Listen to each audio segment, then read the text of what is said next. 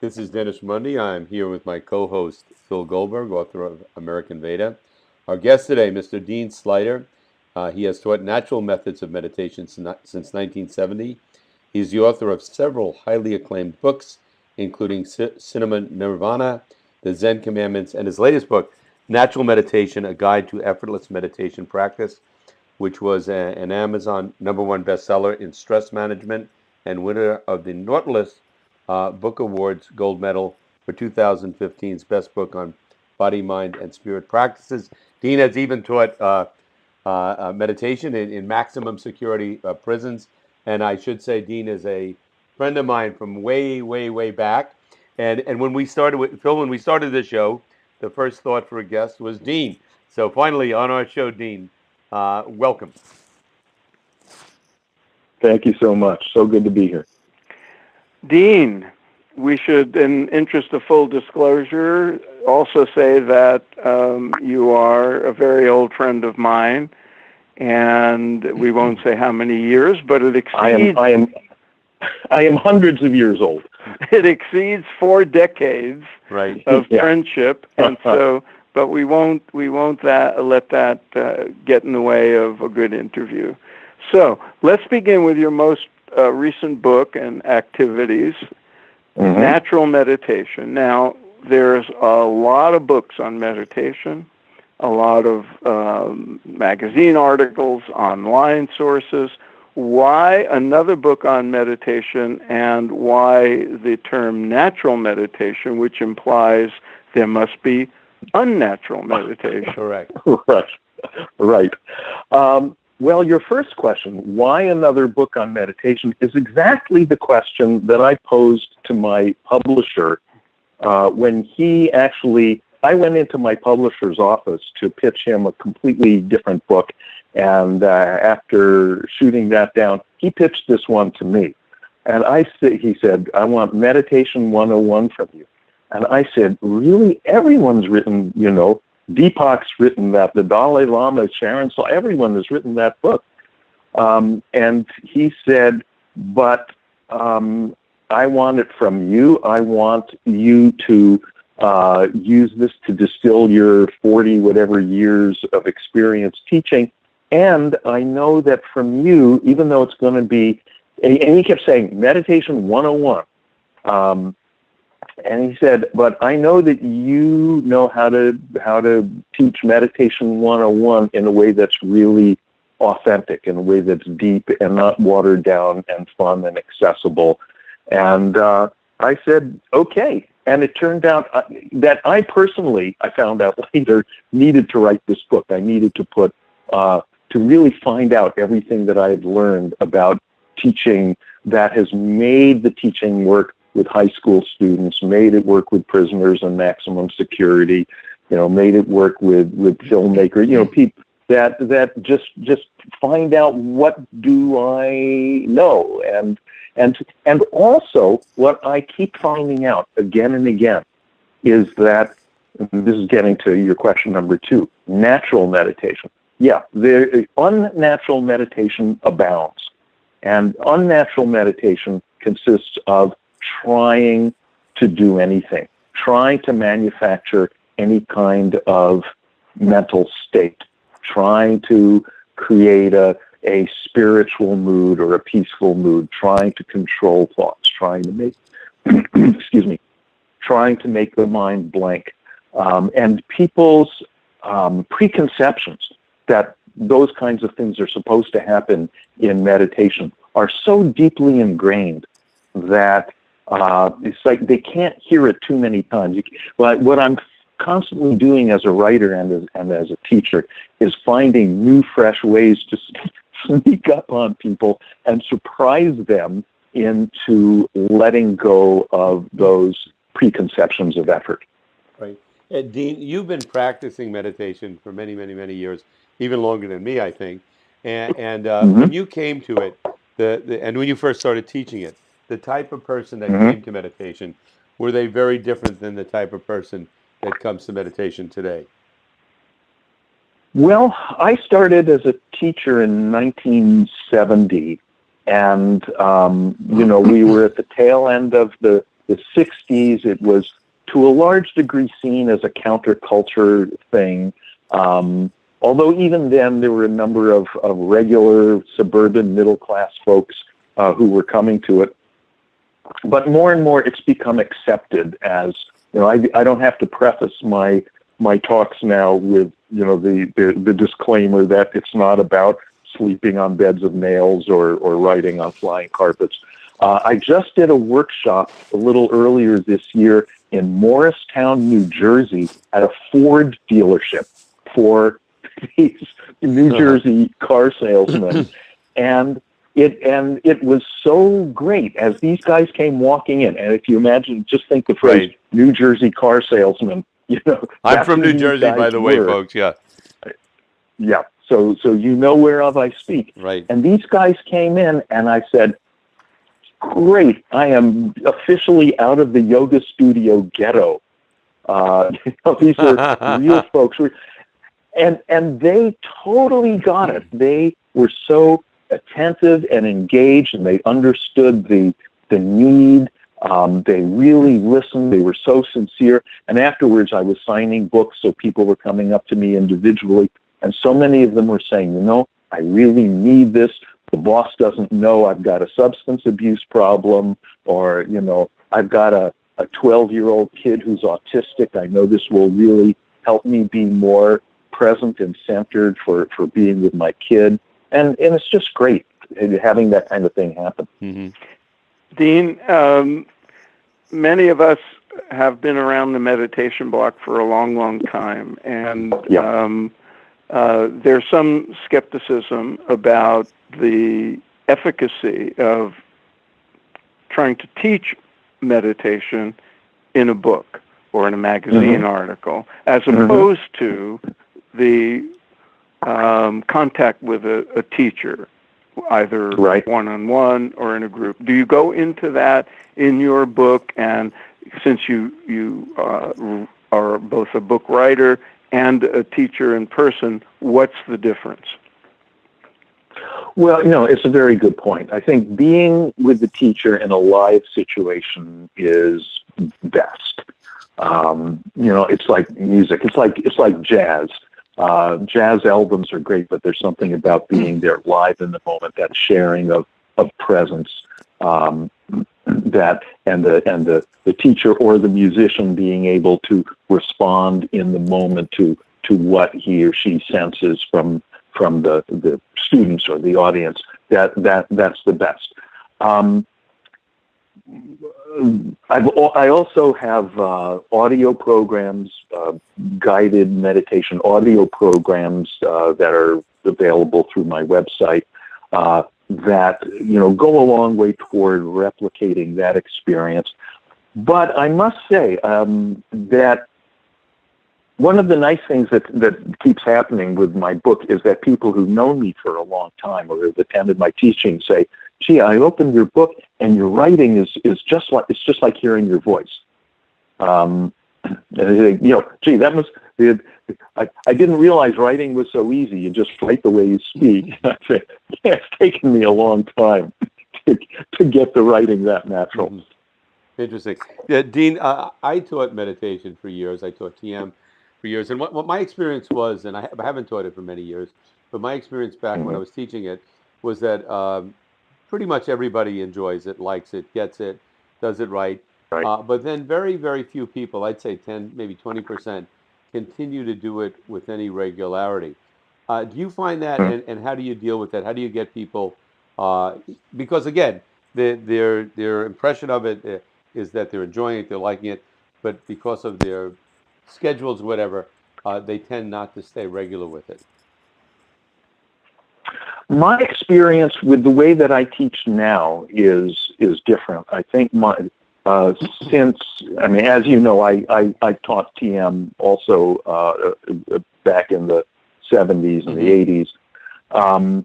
And since I've moved on and I'm teaching natural meditation in the way that I teach now, I think my batting average is a lot higher in terms of people practicing with some regularity. And that has to do with some of the particularities about the TM as it's taught. The idea that it's got to be 20 minutes twice a day, and frankly, that it's got to be with the mantra and with these particular mantras. And what I found was that some people that either the mantra itself or the idea of or the kind of the knack, getting the groove of simply entertaining the mantra effortlessly as a faint idea rather than banging away at it. Some people get that and some people never get that. Mm-hmm. And the big discovery for me when just being in the TM organization became too uncomfortable for a number of reasons. The prime one being when they jacked up the prices to a level that I just found completely unreasonable. So, that forced me out of the nest. And the big discovery was that, Maharishi, through TM, had brought this great gift of effortlessness. But what my great discovery was, he did not have a corner on effortlessness.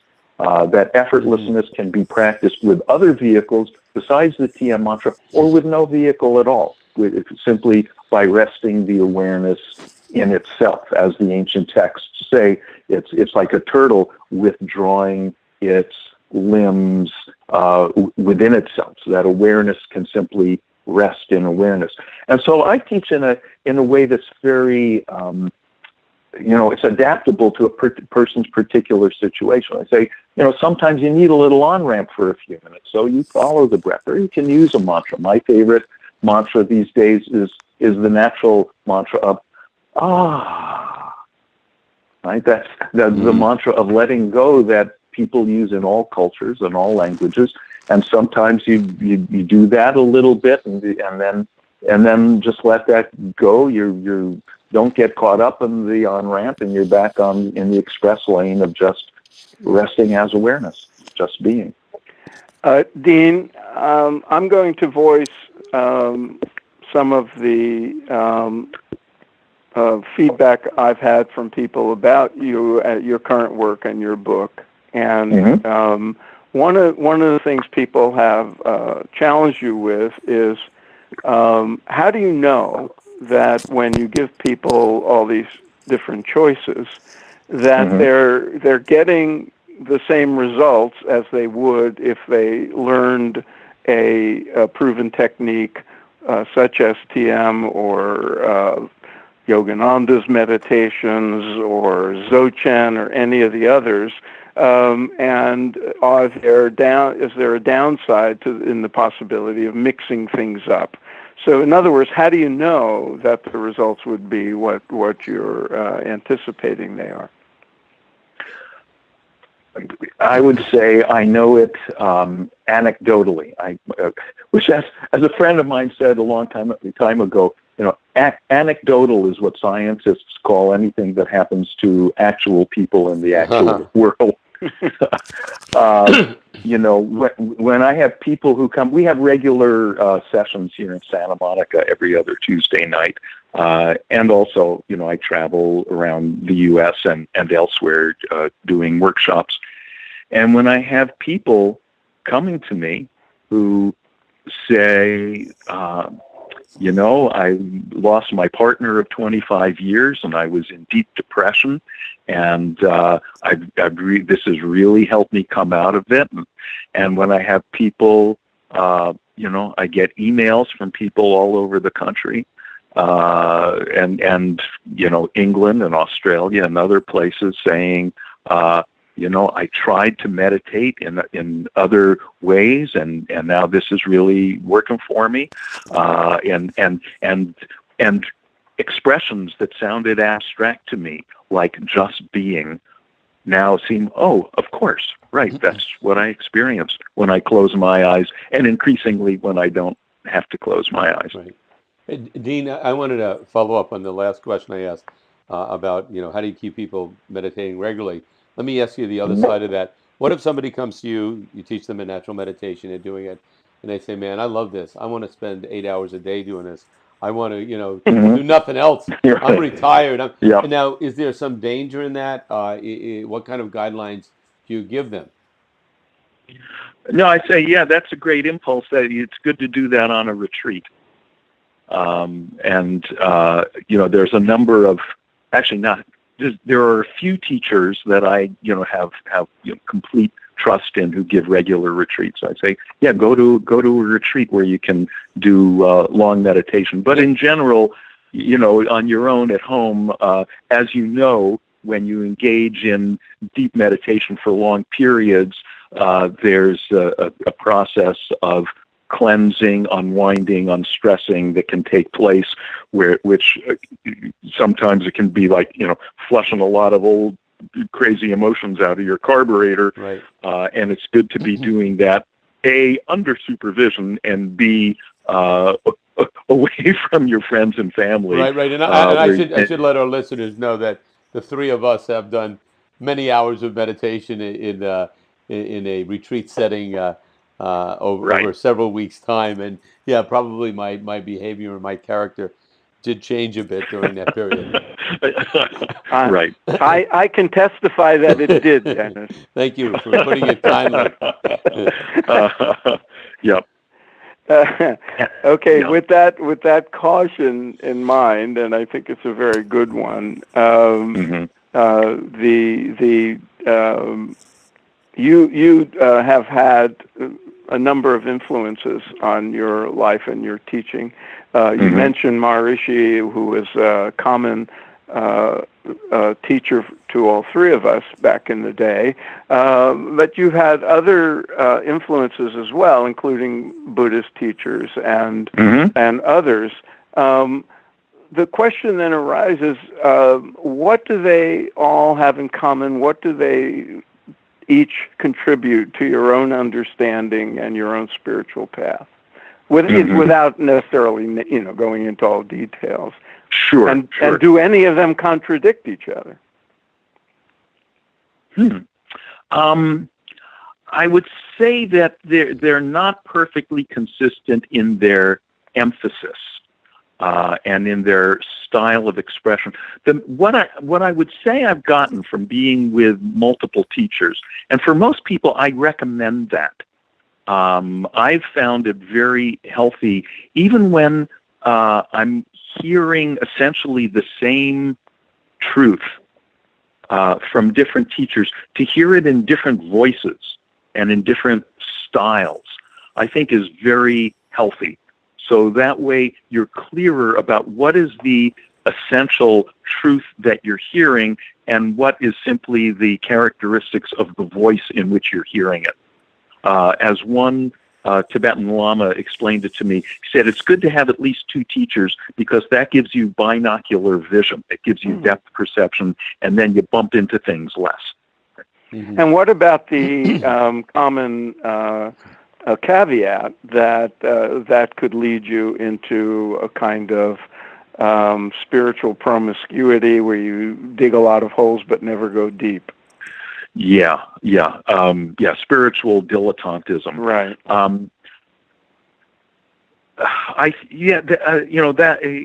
It's a very good thing to be alert to. I think, though, what I've been fortunate enough to be able to do in my case is that I've identified, this is getting back to your earlier question, what is it that they all had in common? It's been not really an additive process for me. It's been, if anything, more a subtractive process. Finding what's the lowest common denominator? What is the distilled essence that I'm getting from these teachers? And what it turns out to be is it's the non-dual nature of the very beingness, the very awareness in which we are abiding, within which we're hearing each other's words right now. That this is it, and that what keeps us from noticing the inherent boundlessness of this, the inherent problem-free nature of this, is concepts that we have about it, that we think that it has boundaries. We think that what I am has problems rather than my situations and concepts that I have about them.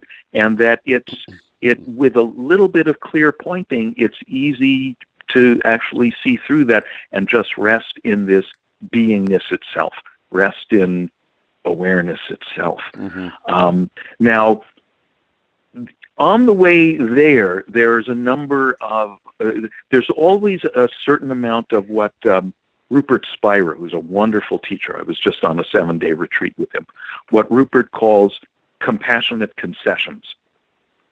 You know, like just now when I was talking at this kind of, top level non-duality, the consciousness you're experiencing right now is boundless, but you're just not noticing it. For a lot of people, probably most people, they're going to get, what? That's just right over the head. So we have, and everyone, Buddha did this, Jesus did this, that you talk a little bit in dualistic terms. You talk a little bit as if, okay, there is a state and we're going to get to it. There is another side to the river and we're going to do this stuff to cross the river. More and more as you cross the river, you find out, there never was any river. There never was any crossing that had to happen. But the paradox is you got to cross it to find out that you didn't have to cross it. Right. The pathless path. Pathless path. The gateless gate. Dean, let's say somebody, the same person that says, hey, I want to meditate many hours a day, says, I really want to go as far as I can with this, and I want a teacher. Right. And what criteria would you recommend they use in evaluating teachers? And then one might also, I want to ask you this, I mean, it seems that in many, or if not most, guru-centric movements, there are inevitably problems. So what kind of advice would you give to somebody in terms of what type of teacher they should look for, and what type of problems they might encounter when it's a guru-centric organization or movement? Right. First of all, let me back up half a step again into this topic of meditating more during the day, because there's one more aspect of that I want to address. This idea of meditating for hours a day, I think the way that you're thinking about it, the way you're asking the question, is predicated on the idea, which is very much a set idea in the TM frame of reference, that there's meditation, where you're sitting with your eyes closed, and then you open your eyes, and then there's activity, and there's a very clear line between them. Now, what I've gotten from a number of my other teachers since leaving the TM nest and confirmed in my own practice and in my teaching is that line is really an artificial line. So I point out to people that, for instance, when you're sitting at the red light, and you know that experience when you're really in a hurry to get somewhere and you're sitting there trying to make the red light turn green faster, right? Mind control, yeah. And you may have noticed that it doesn't work. Oh, not for you, Dean, but for some of us it does. Yeah. But seriously, folks, here's my personal guarantee to you that for the rest of your life, no matter how many total man or woman hours you spend gripping the wheel, trying to make the light turn green faster, you will never turn it green 1 nanosecond faster. And if you're really hearing what I'm saying, really getting the implications of that, it is deeply liberating, because it means you can freaking stop trying once and for all, and sit back and relax your grip. That is meditation. That recognition that I'm banging my head against the wall. I'm trying to do something that can't be done, so instead I can just relax back into being here rather than trying to do something. That is meditation. And more we come to recognize that all of activity is an opportunity for meditation. That there's less and less doing to do, more and more being to settle into. So, Dean, Did you want to add to that? Yeah. Okay. So then to get to the question about, guru-centric movements. It happens. I was someone who's been a wonderful teacher of mine for about 8 years now, Muji, who, if you watch his videos online, read his books, they're wonderful teachings, and he's been just dramatically important in my own growth in this pointing out the simplicity of recognition that one's own being is right now is it. In the last few years, as he's become more known and more people are flocking to him, there's starting to be more kind of the trappings of a guru-centric organization around him, and people calling him Sri Guruji. And I totally understand that feeling of deep gratitude. I have that feeling, but makes me a little nervous when that becomes sort of part of the expectation. Right. And I used to send out Muji's videos. I used to post them a lot and send them out to people. Oh, you got to see this. And often I feel I can't do that now because, 95% of it might be great, pure, non-dual teaching. And then the other 5% might just be that, the song that they've got over the opening or the closing, some song of guru adoration, which again, I understand that sentiment. And I've got a real element of that in my own makeup, but I know that, for what I see myself trying to do, which is bring this stuff to, regular Americans, bring it to Main Street, it's going to be a turnoff, and it's a little bit sad because I think it's unnecessary. Mm-hmm. Well, Dean, now let's take that a step further.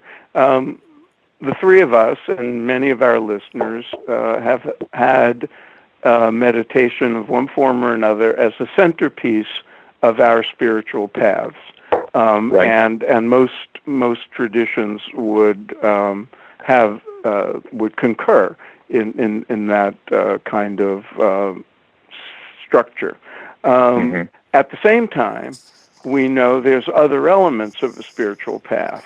There's knowledge. There's putting our meditation experience in the context of understanding.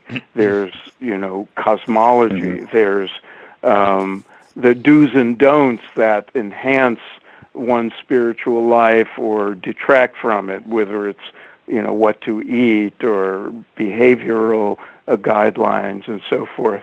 There's community, which, Sangha, most spiritual paths have emphasized. So in being an independent meditation teacher, how do you guide people in those other elements of a good spiritual path and at the same time avoiding the hazards? Well,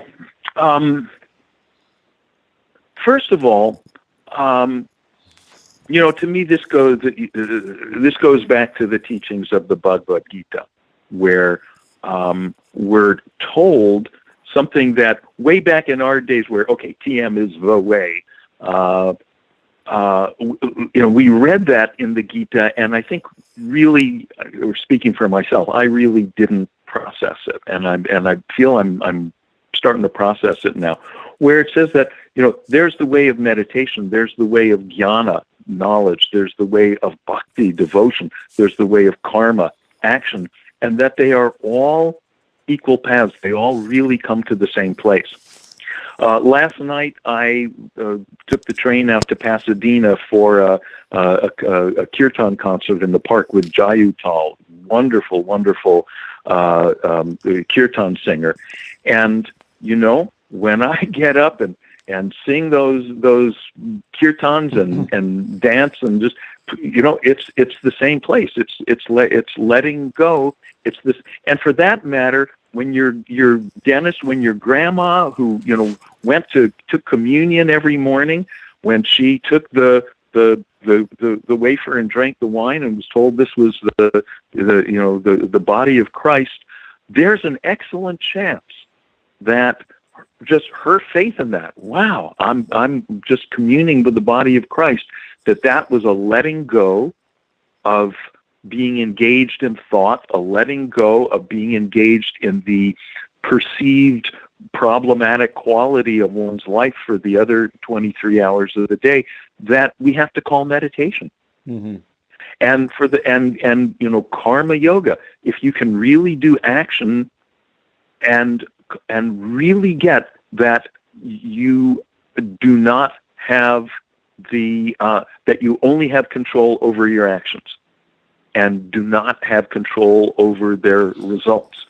There's a deep letting go that we have to call meditation. I mean, it's going to the same place. Now, of course, it's not a matter of just choosing one of those. I think we all, to some degree, participate in all of them, and they all support one another. As far as the what to eat and what not to eat and those kind of lifestyle choices, I haven't seen any definitively persuasive answers on that stuff from anyone. Right. So I can't advise people what to eat, what not to eat. And I suspect it's different for different people. I suspect a lot of it is culture-based. Mm-hmm. A lot of people think that, to have a spiritual, meditative life, you have to be a vegetarian because Indians are vegetarians, and I'm not sure that that's the case for Americans. Right. Tibetans eat yak. Right.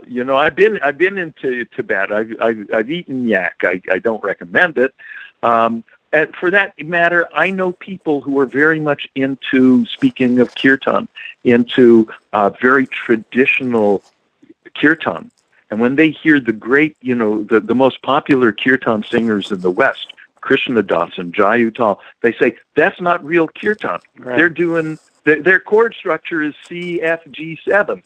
Well, right, that's the chord structure of rock and roll. Right. That's the chord structure of most Western popular music. And we're Westerners, and I think we're tuned in to enjoying that musical structure and relaxing into that, and hopefully relaxing through that into the silence that stands behind it. Right. I would agree with that. I get a lot more out of listening to Krishna Das personally, in terms of my own experience, than some of the more traditional chanting. And it's different for everybody.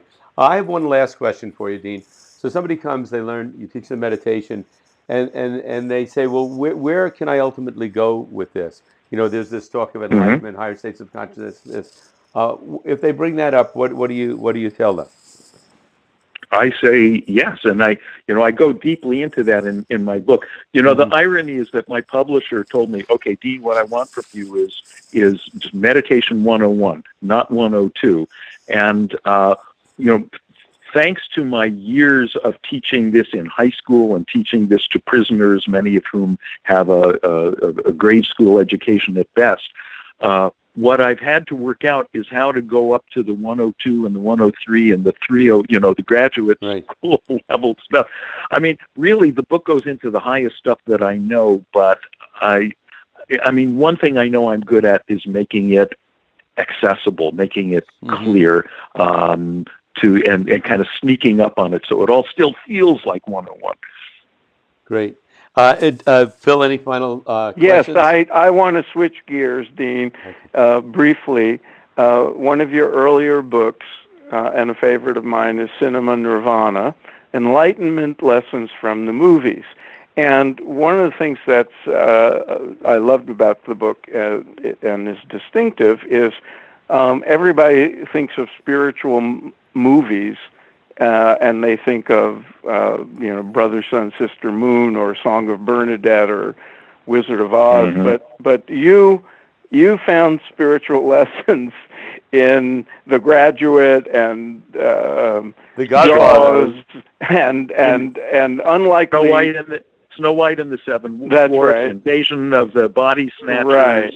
And we are now we're recording this on July 4th weekend. And we're about to enter into the blockbuster season of action movies and so forth. And one of the movies that's hotly anticipated is the sequel to Independence Day. And Independence Day, which from 1996, is one of the movies you write about. So for people anticipating going to the popcorn world this summer, what advice do you have to give them, since they're spiritual people going to the movies as they approach the summer blockbuster season? My advice: duck. I included Independence Day in Cinema Nirvana because I wanted to have one bad film. The others, seriously, and I said that, the others are all classics. And by the way, people, while I was writing that book, people told me, oh, you have to write about Brother, Sun, Sister Moon, you have to write about The Matrix. And I kept a list of everything people told me I had to write about and made a point not to, because that was the low-hanging fruit. If they could already see the spirituality there's no fun in that. And to me, the premise of that book is, if the infinite really is the infinite, and it's really abiding in every fiber of what we call the finite, that must include every movie, every pop song, every rock, every piece of bubble gum stuck to the bottom of your shoe. We just have to look at it closely. So it's really more fun doing it that way. Say it again? Tantric cinema. Yeah. There's plenty of that out there. It is. It's the tantric approach which really is the non-dual approach. That the distinction between the finite and the infinite, between silence and noise, between ocean and waves, is ultimately an artificial distinction. Now, most people, we start off so caught up in the waves that for a little while, or for a long while, we have to practice some settling down into the silent depths of the ocean. That's what we call meditation. But if we stop there, then we've fallen into the trap of quietism. More and more, what we find out is, waves are nothing but ocean. It's ocean in action. It's poetry in motion, and it's all good. It's all God. It's all the infinite. There's nothing else going on around here. But in the movie theater, we need somebody like you to point out where to look, and so I recommend Cinema Nirvana it's a great for book. that. As you tool your Netflix list, you can get Dean's recommendations from that book. Perhaps, Dean, the next book is Lessons on Spirituality and Enlightenment from Old Rock and Roll Lyrics. And there you go. I'm sure you'd find it. And I thought of that when you said poetry in motion. Our guest today, folks, Mr. Dean Sluyter, who is an author, speaker, teacher of natural meditation for many years, and an old friend of mine, an old friend of Phil's, and his current book, Natural Meditation, A Guide to Effortless Meditation Practice. Dean, thank you so much for coming on, and we look forward to having you on again sometime. We have a lot more to talk about. Thank you so much. Thanks, and quickly give the listeners your how to find you online. Yeah, best way to find me online is deanwords.com. Deanwords.com. And you can read chapters from all. Yeah, and you can read chapters from all my books there. You can see my teaching schedule. You can see videos. You can listen to streaming audio of guided meditations and the whole Megillah, as we say in Sanskrit. Great. Okay. All right. Thank you. Oh.